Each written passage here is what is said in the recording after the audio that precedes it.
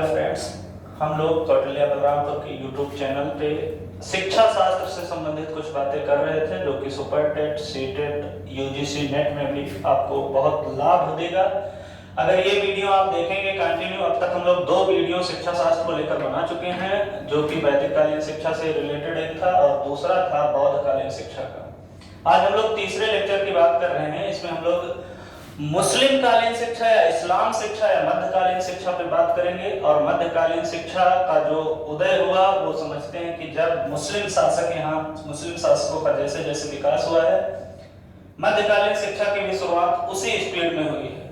अच्छा, ये हमारे सुपर टेट के पाठ्यक्रम के दृष्टिकोण से हम लोग अध्ययन कर रहे हैं, सुपर टेट को ही बेस मान के अध्ययन कर रहे हैं और सुपर टेट वाले छात्र इसको जरूर देखेंगे, बहुत हेल्पफुल होगा। बाकी के 2 वीडियो जो वैदिक कालीन शिक्षा है और बौद्ध कालीन शिक्षा है, उसके लिंक भी आपको डिस्क्रिप्शन में प्रोवाइड की जाएगी, आप देखिएगा और दोनों वीडियो को सम्यक रूप से देखेंगे, ज्यादा कुछ लाभ मिलेगा आपको। आज हम लोग बात करने वाले हैं मध्यकालीन शिक्षा। अगर हम टाइम पीरियड की बात करें कि इसकी शुरुआत कब हुई, तो ये इसका विकास 1200 ईस्वी से हुआ है। यानी इंडिया में मान के चलिए कि 1200 ईस्वी तक, आपने पिछले वाले लेक्चर में देखा है कि 1200 ईस्वी तक के जो टाइम पीरियड रही है वो बौद्ध का टाइम पीरियड रहा है और 1200 लेकर 1700 तक मान के चलिए ये इस्लाम का टाइम पीरियड रहा है। 1707 में औरंगजेब की मृत्यु होती है, उसके बाद इस्लाम का समापन टाइम आ जाता है। यहाँ से उत्तर मुगल काल चालू होता है। यहाँ पर बहुत अयोग्य शासक आते हैं, तो उनकी बात नहीं करेंगे, वो ब्रिटिश काल में आएगा। हम लोग खाली 1200 ईस्वी से लेकर 1700 ईस्वी के बीच के टाइम पीरियड की बात करेंगे, जिसे हम मुगल काल के नाम से जानते हैं। और इसी में शिक्षा का क्या प्रादुर्भाव रहा है, कैसे कैसे शिक्षा का विकास हुआ है विकास की नहीं हुई है, पूरी बातें आपको जानने को मिलेगी। हम लोग देख रहे हैं कि मुस्लिम कालीन शिक्षा, इसे शिक्षा का अंधा युग भी कहा गया है। अंधा युग का मतलब यह है इसमें काफी कुछ शिक्षा से संबंधित किया ही नहीं गया है। यानी ये लोग खाली शिक्षा पर ध्यान नहीं दिए हैं, एकदम बहुत कम ही मात्रा में। फिर भी शिक्षा का विकास हुआ। जो विकास हुआ शिक्षा का वो इस उद्देश्य से हुआ, यानी शिक्षा का जो उद्देश्य था वो उद्देश्य ये था कि जो इस्लाम धर्म है, इस इस्लाम धर्म का प्रचार प्रसार करना, यानी इस्लाम धर्म का प्रचार प्रसार करना या धर्म की शिक्षा प्रदान करना, यही इनका मेन उद्देश्य होता था। ये एक भौतिकवादी दर्शन के अंतर्गत आता है। ये लोग सुखवादी सिद्धांत को ज्यादा महत्व देते हैं, यानी आनंद से आप रहिए, मौज से रहिए, मस्ती से रहिए। ये पुनर्जन्म में बहुत ज्यादा विश्वास नहीं करते हैं, दोबारा इनका जन्म होगा भी कि नहीं होगा इससे कोई मतलब नहीं है। धर्म का प्रचार करना अर्थात इस्लाम धर्म का प्रचार प्रसार करना, और दूसरा स्वामी भक्ति, स्वामी भक्त नागरिक का विकास करना। अच्छा, जो इस्लाम कालीन शिक्षा का उद्देश्य रहा है वो बेसिक में यही बात ध्यान में रखा गया है कि स्वामी का भक्ति भाव। स्वामी मतलब ये समझिए कि जो राजा होता था वो अपने आप को स्वामी मानता था, उनके कुछ दास होते थे, कुछ नौकर होते थे, सर्वेंट होते थे, वो सारे लोग इनकी सेवा के लिए उनका निर्माण हुआ है, ऐसा आप समझिए। इस उद्देश्य से शिक्षा ही प्रदान की जाती थी। शिक्षा प्रदान में प्रारंभ में अगर आपको ध्यान देना हो तो इनके जो शिक्षा की शुरुआत होती थी, एक संस्कार होता था, उस संस्कार का नाम था बिस्मिल्लाह खानी संस्कार। बिस्मिल्लाह खानी जो संस्कार होता था, इस संस्कार की जो टाइम पीरियड होती थी, कितने उम्र पर होगी, तो 4 वर्ष 4 माह और 4 दिन का बालक होता था। ऐसे बिस्मिल्लाह जो संस्कार होता था, बिस्मिल्लाह संस्कार में क्या होता था, जो समय होता था, आयु अर्थात बालक की आयु जो होती थी वो 4 वर्ष 4 माह और 4 दिन का होता था। यानी बालक जिस दिन 4 वर्ष 4 माह और 4 दिन कंप्लीट करेगा, एक संस्कार होगा बिस्मिल्लाह संस्कार। इस संस्कार के द्वारा उसके शिक्षा की शुरुआत होती थी। होता क्या था इस संस्कार में, इसमें बात करते हैं। जो स्टूडेंट होता था, छात्र जो होता था, उसको नए वस्त्र पहनाए जाते थे और नए वस्त्र पहना के मौलवी साहब के समक्ष उसे प्रस्तुत किया जाता था। मौलवी साहब मतलब ये समझिए कि हर गांव में एक मौलवी अलॉट होता था, ऐसा कुछ कह सकते हैं। तो मौलवी साहब के समक्ष प्रस्तुत किया जाता था। वो क्या करता था, इनको कुरान की कुछ आयतें बुलवाता था। यानी मौलवी साहब कुरान की आयतें पढ़ते चले जाते थे और जो छात्र था उनको रिपीट करता था, दोहराता था। अगर छात्र कुरान की आयतें ना दोहरा सके, ऐसी दशा में क्या होता था, उसे बिस्मिल्लाह शब्द या अल्लाह शब्द ही कह देना पर्याप्त था। यानी बिस्मिल्लाह शब्द कह के शिक्षा की शुरुआत हो जाती थी। शिक्षा की शुरुआत प्राथमिक शिक्षा में होगी। दो ही प्रकार की शिक्षा है, प्राथमिक शिक्षा है, उच्च शिक्षा है। माध्यमिक शिक्षा का कोई विकास हुआ नहीं है। तो प्राथमिक शिक्षा की शुरुआत बच्चा बिस्मिल्लाह संस्कार के द्वारा करता था। टाइम आपको ध्यान रखना है, 4 वर्ष 4 माह 4 दिन, एकदम सही है, आप याद रख पाएंगे, कोई कठिन नहीं है। उद्देश्य आप जानते हैं, उद्देश्य में यही है कि धर्म का प्रचार करना और दूसरा स्वामी भक्त नागरिक का विकास करना। प्राथमिक शिक्षा, जो प्राथमिक शिक्षा प्रदान की जाती थी, इसकी बात करें तो प्राथमिक शिक्षा के जो केंद्र होते थे वो होता था मकतब। मकतब ही आपसे प्रश्न में पूछेगा, होते तो खानगाह, दरगाह, मस्जिद, कई स्थानों पर प्राथमिक शिक्षा प्रदान की जाती थी, पर मकतब जो था इनका सबसे मेन प्राथमिक शिक्षा का केंद्र था। दूसरा, प्राथमिक शिक्षा के बाद अगर कोई बच्चा और आगे की पढ़ाई जारी रख सकता है तो उच्च शिक्षा में प्रवेश करता था। जब उच्च शिक्षा में प्रवेश करता था तो आपसे प्रश्न यही पूछेगा, उच्च शिक्षा का केंद्र क्या था, तो ये था मदरसा। तो मदरसा था, ये उच्च शिक्षा का केंद्र था, और मकतब प्राथमिक शिक्षा का केंद्र था। यहीं से एक प्रश्न कई बार आपको सुपरटेट में पूछा गया 18 वाले में कि प्राथमिक शिक्षा का केंद्र क्या है, तो आपने ध्यान रखना है मकतब है, और उच्च शिक्षा का केंद्र क्या है, मदरसा है। शिक्षा की शुरुआत बिस्मिल्लाह संस्कार से होगा।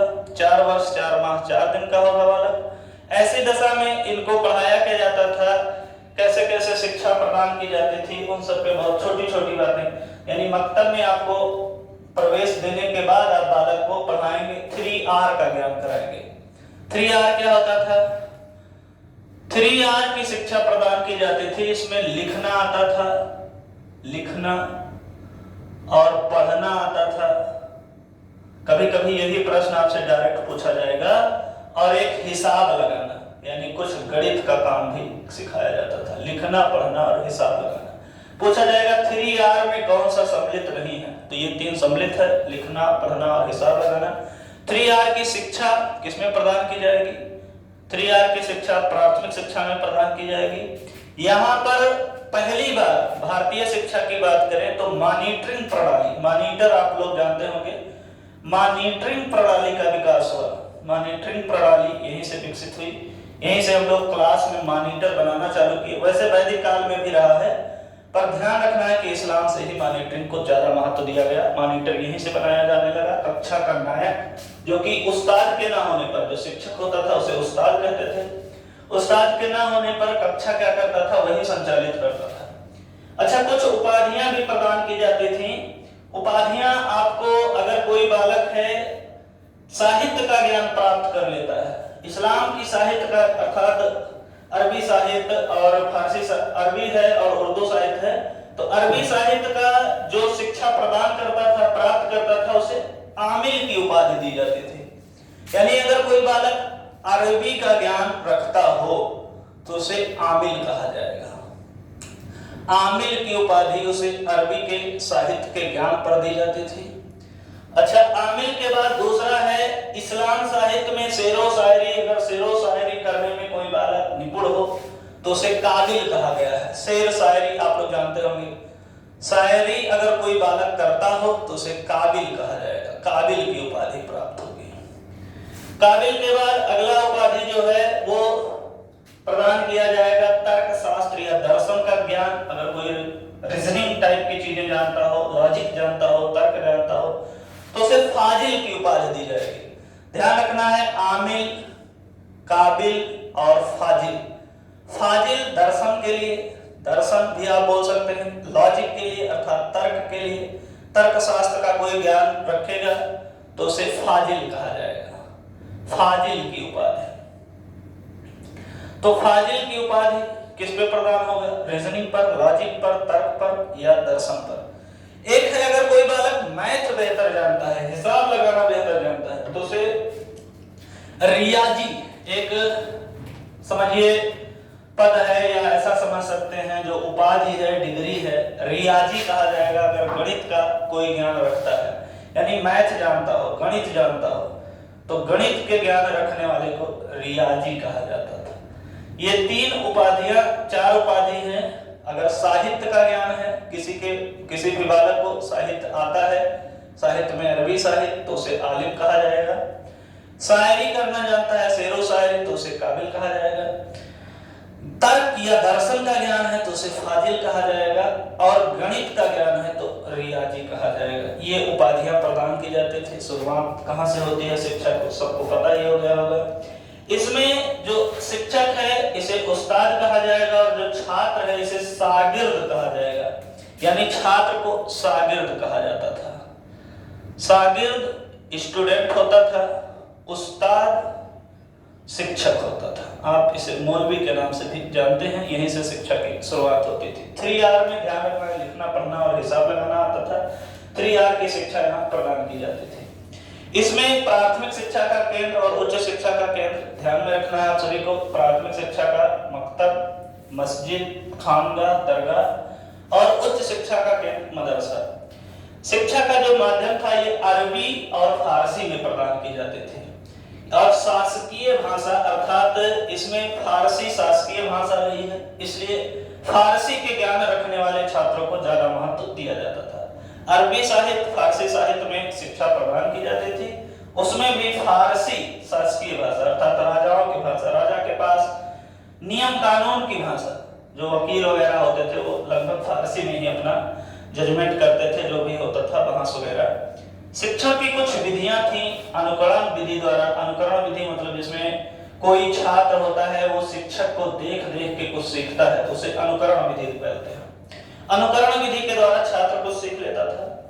कभी कभी मौलवी साहब व्याख्यान देते थे, किसी टॉपिक पर आकर जिक्र किया जाता था तो उसे व्याख्यान विधि बोलते हैं। व्याख्यान विधि द्वारा छात्र कुछ सीखना चाहता था या सीख सकता था। व्याख्यान विधि शिक्षा की मेन शिक्षण विधि रही है। बाकी छात्र कुछ करके सीखते थे।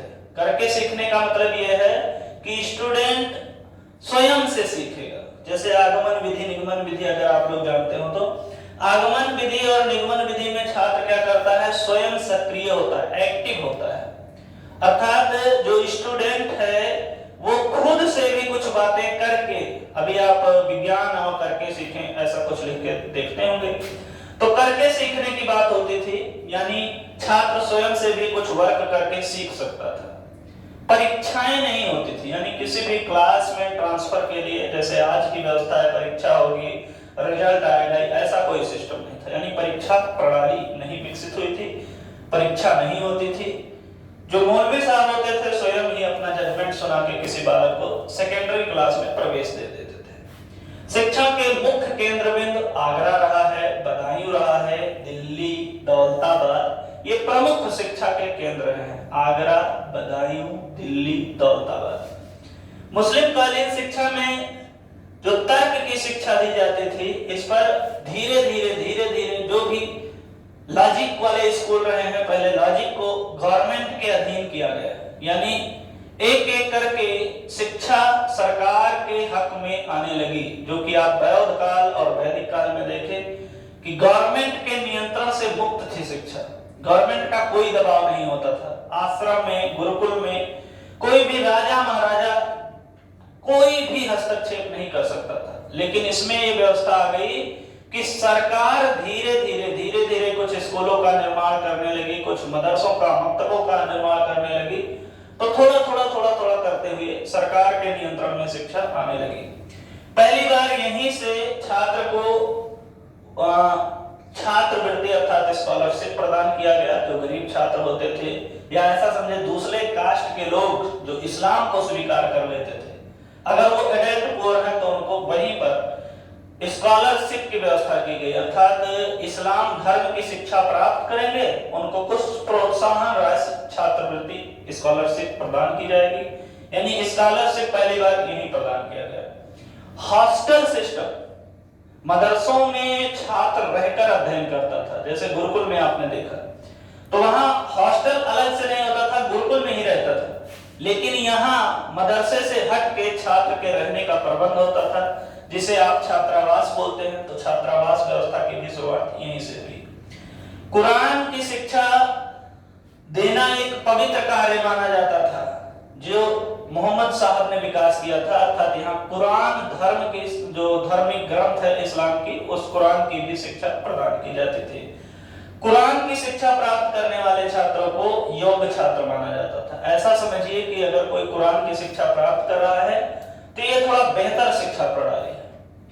एक बात और कि इसमें महिलाओं को शिक्षा कम प्रदान करने की व्यवस्था थी, जो कि पर्दा प्रथा बहुत हद तक इसमें होती है इस्लाम धर्म में। अभी भी इस्लाम कंट्रीज में एजुकेशन बहुत डेवलप नहीं हुआ है। रीजन यही है कि ये लोग पर्दा प्रथा पे ज्यादा महत्व देते थे। फिर भी जो बड़े घर के मौलवी साहब या कोई राजा महाराजा टाइप में है, शासकीय लोगों में, जो राजा के समीप रहने वाले लोगों में है, उनके घर मौलवी साहब आके ही शिक्षा प्रदान करते थे। अर्थात वहां पर महिलाओं को भी शिक्षा प्रदान की जाती थी, पर ध्यान रखना है थोड़ा हाई स्टैंडर्ड में ही महिलाएं पढ़ सकती थी। यानी महिलाओं को ऐसे खुले पढ़ने की व्यवस्था नहीं थी।